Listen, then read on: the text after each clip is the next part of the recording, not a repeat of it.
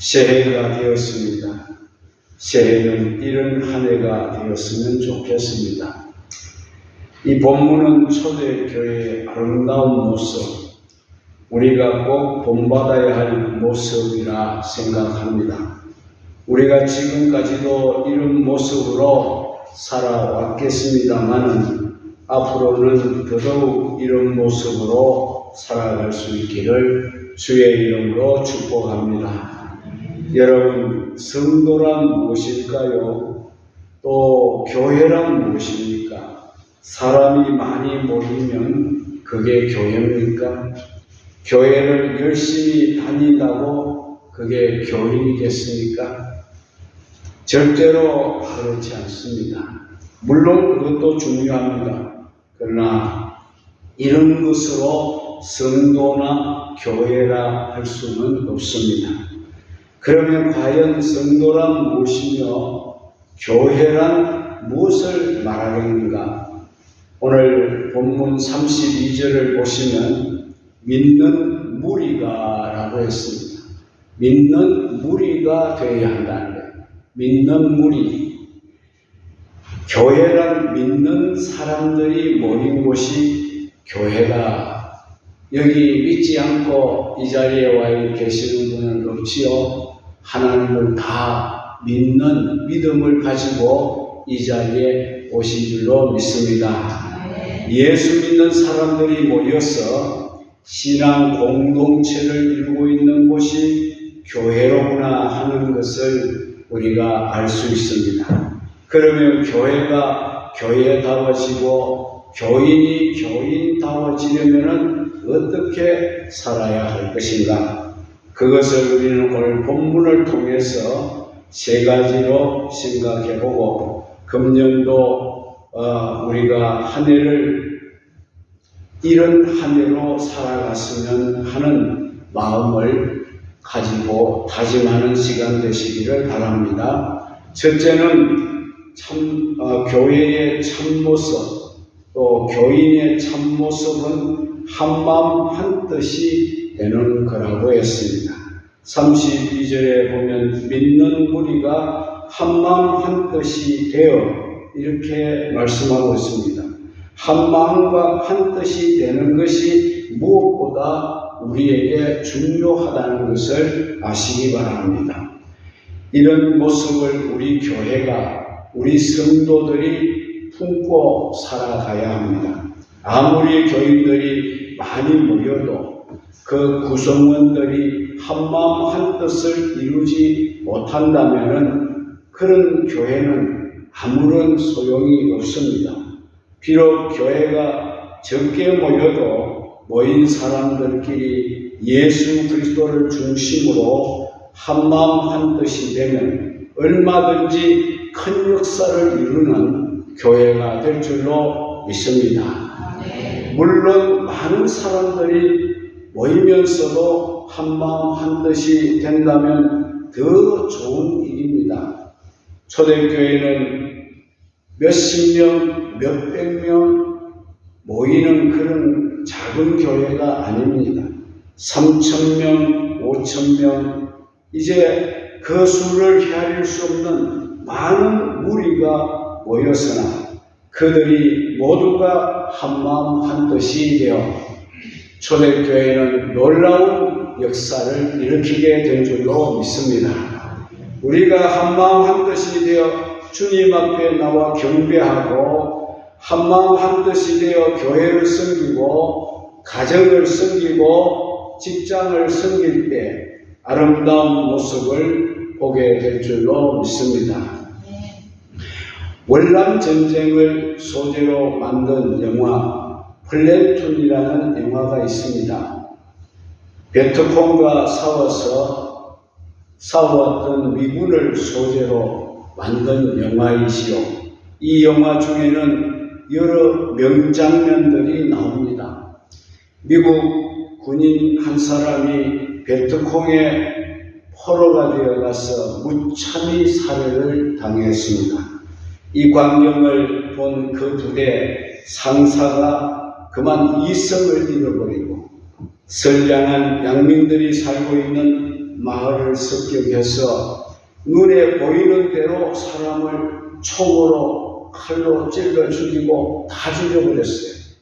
그러자 대원 가운데 한 명이 그 상사의 행동을 나무랐습니다. 그러자 상사는 그 대원에 대해서 억한 심정을 품게 된 겁니다. 그러던 중에 베토콩과 또 접전을 하는 중 그 상사를 뒤에서 대원이 상사가 그 대원을 뒤에서 자기를 원망하는 대원을 뒤에서 총으로 쏘아 죽였습니다. 이 광경을 멀리서 지켜보던 신병이 어떻게 저렇게 아군을 총을 쏘아 죽일 수 있는가? 그래서 그 신병도 자기도 모르게 총을 뽑아서 그 상사를 쏘아 죽였습니다. 그리고 그 신병이 나중에 부상을 당해서 헬기로 본국에 후송되면서 이런 말을 남겼습니다. 싸움터에서 적과 싸우는 것보다 동료 사이의 미움과 불신과 정오라는 내부의 갈등이 더 무섭다. 이런 말을 했습니다. 싸움터에서 베토콩과 싸우는 것보다 훨씬 더 힘든 것이 동료 사이의 미움과 정오였다는 것입니다. 마찬가지입니다. 영적으로 볼 때 교회도 사단과 싸우는 신앙 공동체입니다. 우리는 우리 대적 사단과 싸워서 반드시 이겨야 합니다.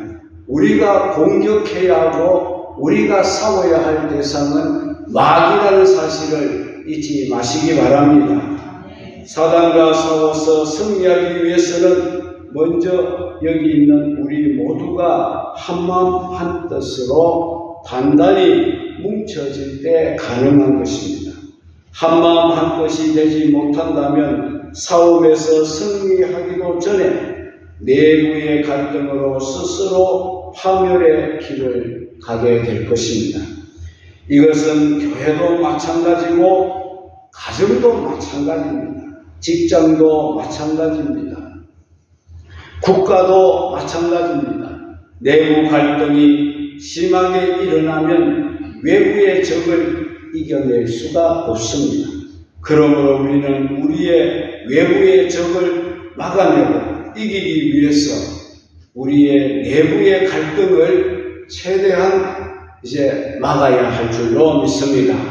그래야만이 2024년도에도 교회도 가정도 직장도 또 국가도 승리하게 될 줄로 믿습니다. 가장 무서운 적은 내부에 있습니다. 갈등과 미움과 불신과 정오 이런 것이 바로 우리의 적이 되고 그 배후를 조종하는 사단 마귀가 우리의 대적이 되는 줄로 믿습니다. 우리가 한마음 한뜻이 되지 못할 때에 스스로 우리는 마귀에게 무너지고 만다는 사실 여러분 기억하시기 바랍니다. 우리의 적 사탄은 2024년도에도 맹공을 퍼부며 우리를 침략하게 될 겁니다. 그러므로 우리는 가정에서도 교회에서도 직장에서도 삶의 모든 분야에서 구성원들과 한마음 한뜻을 이루어 이 사단을 물리칠 때 24년도를 승리하게 될 줄로 믿습니다. 예수님께서 공생애를 앞두시고 광야로 마귀에게 이끌려 가서 시험을 받았습니다. 그러나 우리 예수님은 그 마귀의 시험에 넘어지지 아니했습니다. 말씀으로 물리치고 마귀를 이기셨습니다. 예수님 공생의 시작이 마귀를 이기고 시작하신 겁니다. 우리도 2024년도를 승리하려면 우리의 대적 마귀를 한마음 한뜻으로 똘똘 뭉쳐서 물리치고 승리해야 할 줄로 믿습니다. 금년에도 우리가 해야 할 일이 많지만은 그 중에도 우선적으로 해야 할 일이 한마음 한뜻이 되는 겁니다. 그래서 신령한 대오를 짜고 앞으로 전진해 나간다면 반드시 금년에 좋은 결과를 나타내게 될 줄로 믿습니다. 그래서 우리에게 한마음 한뜻이 되는 운동이 절실하게 요구된다는 것을 말씀드립니다. 지난 한 해도 우리가 한마음 한뜻이 되어서 가정을 지켜왔고 교회를 지켜왔고 이 사회와 나라를 지켜왔습니다. 이처럼 금년에도 다른 방법이 없습니다. 우리가 한마음 한뜻으로 뭉칠 때 나라도 교회도 가정도 승리하게 될 줄로 믿습니다. 그러면 우리가 어떻게 하면 한마음 한뜻을 이룰 수가 있겠는가 하는 겁니다. 그것은 오직 한마음 곧 예수 그리스도의 마음으로 뭉칠 때만이 가능한 줄 믿습니다. 너희 안에 이 마음을 품으라. 곧 그리스도 예수의 마음이니 나는 마음이 온유하고 겸손하니 나의 멍에를 메고 내게 배우라고 말씀했습니다. 예수님의 마음을 품을 때 우리가 한마음 한뜻이 될 줄로 믿습니다. 또 나의 뜻을 꺾어야 됩니다. 나의 고집을 꺾어야 됩니다. 또 너의 뜻도 꺾어야 됩니다. 너의 고집도 꺾어야 합니다. 오직 한 뜻, 주님의 뜻으로 우리가 뭉쳐야 이 한 해를 승리하게 될 것입니다. 예수님의 마음을 품고 예수님의 뜻을 알기 위해서는 우리가 말씀으로 돌아가야 합니다. 기도로 돌아가야 합니다. 그래서 금년에는 특별히 말씀과 기도로 돌아가는 그런 말씀 운동과 기도 운동을 우리 모두가 전개해 나갈 수 있기를 주의 이름으로 축원합니다. 두 번째입니다. 교회의 참모습, 성도의 참모습은 형제를 사랑하며 상부상조하는 것이라고 했습니다.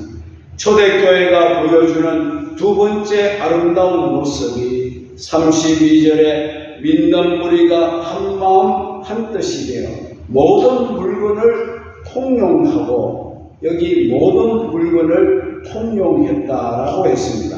서로 도와주는 정신, 상부상조하는 정신, 형제를 사랑하는 정신, 그것이 우리가 보여줄 두 번째 모습이라는 것입니다. 초대교회 신자들은 올바른 물질관을 가지고 있었습니다. 그들에게 있어서도 물질은 소중한 것이었습니다. 그러나 그들에게 물질도 중요했지만 그들에게 있어서 최고는 하나님을 섬기는 신앙이었습니다. 물질이 중요하지만 그것보다 더 중요한 것은 형제를 사랑하는 것이었습니다. 그들은 모든 물건을 통용하고 제 재물을 조금이라도 제 것이라 하는 이가 하나도 없었더라고 했습니다. 자기가 가진 물질이라고 해서 자기 것이라고 생각하는 사람이 한 사람도 없었다는 그런 말입니다. 자기가 가지고 있는 물질의 주인은 어디까지나 하나님이시고 자기는 그것을 잠시 맡아 사용하고 있는 관리 청지기로 생각하는 바른 물질관을 초대교회 성도들은 가지고 있었습니다. 그래서 하나님이 기뻐하시는 일이라면 교회가 필요로 하는 일이라면 언제든지 기쁜 마음으로 자기가 가지고 있는 물질을 나누어 주었던 사람들이었다는 것입니다.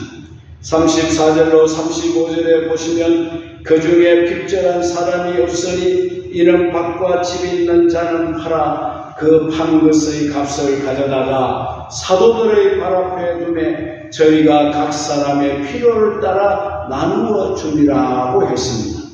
하나님이 우리에게 물질을 주신 것은 그것을 가만히 사두고 그것으로 인하여 다른 사람에게 어서대고 또한 세도를 부리고 그렇게 하라고 주신 것이 아니라는 겁니다. 하나님이 원하실 때에, 교회가 필요로 할 때에, 이웃에게 필요로 할 때에 나누어 주라고 우리에게 맡겨주신 것이라고 했습니다. 어리석은 부자 비유가 생각납니다. 하나님이 해마다 풍년이 들게 해서 곡식을 쌓아놓을 창고가 부족해 더 큰 창고를 짓고 그 창고에 곡식과 물건을 가득하게 쌓아놓고 부자는 혼자서 만족하며 자기 영혼을 빌려 내 영혼아 우리가 이제 많은 재물을 쌓아놓았으니 먹고 마시고 즐거워하자라고 했습니다. 그때 하나님이 뭐라고 말씀하셨습니까? 이 어리석은 자야, 이 어리석은 자야, 내가 오늘 밤 너의 영혼을 도로 찾으면 네가 예비한 것이 누구의 것이 되겠느냐고 말씀하셨습니다. 재물은 너의 것이 아니라 이 사실을 알려주셨다고 봅니다. 젊은 사람들이 하는 말 중에 이런 말이 있죠. 뭐니 뭐니 해도 머니가 최고다. 무슨 말입니까? 뭐니 뭐니 해도 돈이 최고라는 말입니다. 여러분도 그렇게 생각하고 계십니까? 하나님을 섬기는 일보다 여러분들에게도 돈이 최고가 되는 것입니까? 물질이 형제 사랑보다 더 소중한 것이 됩니까? 잘못된 생각입니다. 비성경적인 생각입니다. 위험한 생각입니다. 이러한 생각 가지고 있다면 그 생각을 바꾸시기를 주의 이름으로 축원합니다. 모쪼록 여기에 있는 우리 모두는 바른 물질관을 정립할 수 있기를 바랍니다.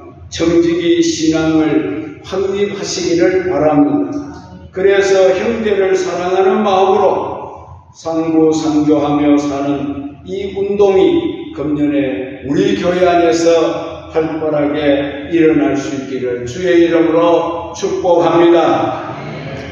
마지막으로 교회의 참교회의 모습, 교회의 참모습, 성도의 참모습은 복음을 증거하는 것입니다. 33절에 다시 한번 더 살펴보겠습니다. 사도들이 큰 권능으로 주 예수의 부활을 증거하니 무리가 큰 은혜를 얻었더라고 말씀했습니다.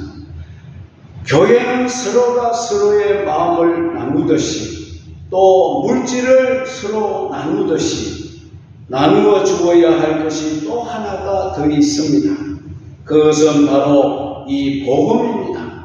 우리가 복음을 나누어 줄 때 은혜가 임하게 될 줄로 믿습니다. 은혜가 넘치게 될 줄로 믿습니다. 교회는 복음을 나누어 줘야 됩니다. 그래서 금년에 우리는 주님의 전인이 되는 일에 힘쓸 수 있기를 바랍니다. 주 예수의 부활을 증거해야 할 책임이, 그 막중한 사명이 우리에게 있는 것을 깨달으시기를 바랍니다. 물질을 쌓아놓고 쓰지 않으면, 나누어 주지 않으면 어리석다는 책망을 받을 수밖에 없었습니다. 마찬가지로 복음도 전해주지 않으면 우리에게 화가 미친다는 사실을 알아야 합니다. 바울이 고린도 교회에 보낸 편지 가운데 내가 복음을 전할지라도 자랑할 것이 없으면 내가 부득불 할 일임이라. 만일 복음을 전하지 아니하면 내게 화가 있을 것이로다고 했습니다. 복음을 전하지 않으면 바울 자신에게 화가 미칠까 두렵다고 했습니다. 우리 중에 바울보다 위대하고 바울보다 훌륭하고 바울보다 신령하고 바울보다 뛰어난 사람이 있습니까? 바울에게 화가 미친다고 한다면, 그런 바울에게 복음을 전하지 않으면 화가 내게 미칠까 두렵다고 한다면, 우리에게도 복음을 전하지 아니하면 화가 미친다는 사실을 우리는 잊지 말아야 할 줄로 믿습니다. 복음을 받은 지 1년이 넘도록 혹은 5년이 넘도록 10년이 넘도록 20년, 30년, 40년, 50년이 넘도록 이 나누어주는 일에 힘을 쓰지 않았다면 그 복음을 내가 혼자 받아서 나만 간직하고 있고 이것을 나누지 못했다면 그보다 더 큰 잘못이 어디에 있겠습니까? 마치 한 달란트 받았던 사람처럼 그것을 쓰지 않고 땅속 깊은 곳에 묻어두었다가 주인 앞에 가지고 나가겠다고 하는 그런 사람의 태도와 다를 바가 없다는 것입니다. 우리 주님이 말씀해 주시기를 온 천하보다 온 세상보다 한 영혼이 더 귀중하다고 하셨습니다.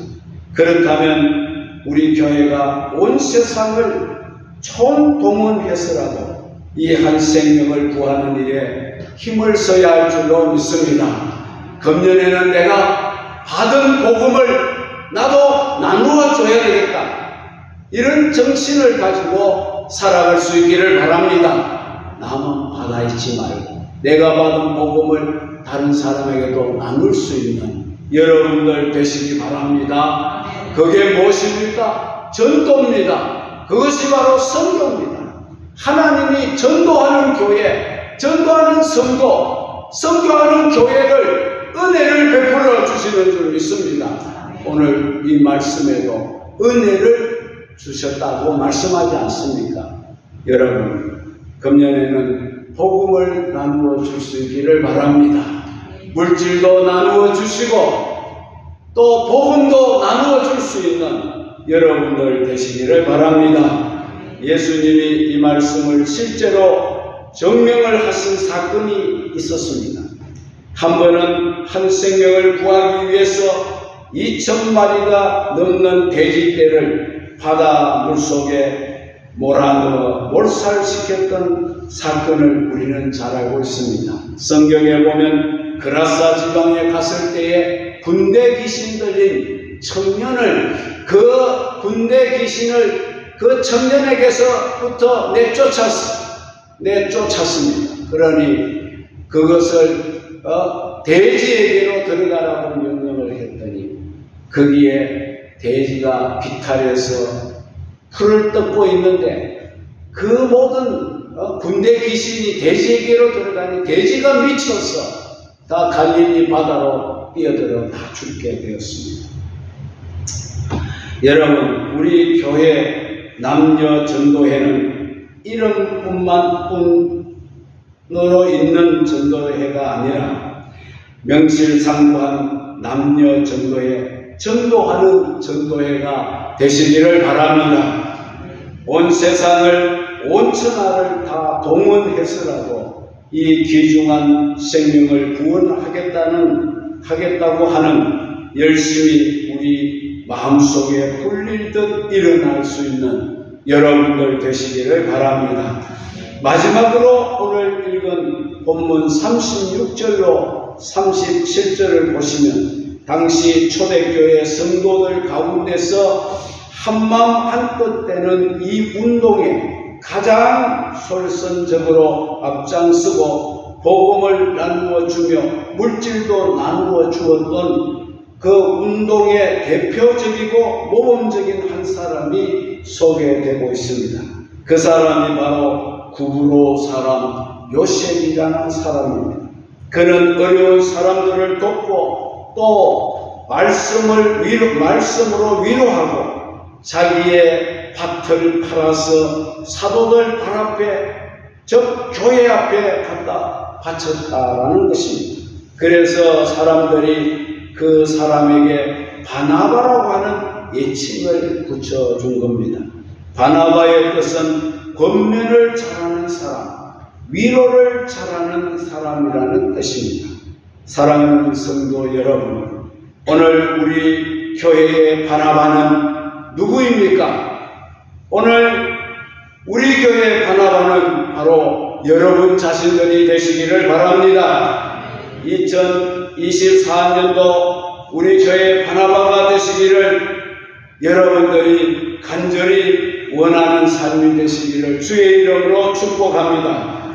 한마음 한뜻 되는 이 운동에 앞장을 쓰는 바나바가 다 되시기를 주의 이름으로 축원합니다. 복음을 전하는 데 힘쓰는 바나바가 되시기를 바랍니다. 형제를 사랑하고 위로하고 도와주는 일에 앞장서는 바나바가 되시기를 바랍니다. 초대교회의 모습을 본받아 우리 교회도 여러분들도 금년에는 주님 보시기에 아름다운 교회, 아름다운 성도가 다 되실 수 있기를 바랍니다. 또 우리 모든 성도들이 초대교회 성도들과 같은 사람들이 다 될 수 있기를 주의 이름으로 축원합니다.